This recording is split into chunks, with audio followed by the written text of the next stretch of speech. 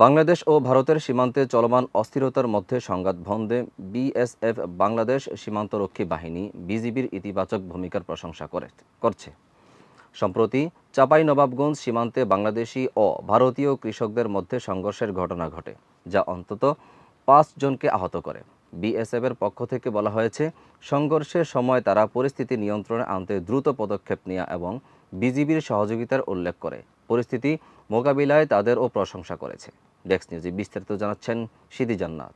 গত শনিবার কৃষকরা সীমান্তের কাছে তাদের ক্ষেতের কাজে অচলাবস্থা তৈরি করলে এবং ক্রমশ উত্তেজনা বাড়তে থাকলে সংঘর্ষ ঘটে। বিএসএফ এর বিবৃতিতে স্পষ্ট বলা হয়েছে, তারা এই ধরনের বিরোধ এড়াতে ভারতীয় কৃষকদের পরামর্শ দিয়েছে এবং সমস্যা হলে তাদের জানাতে বলেছে।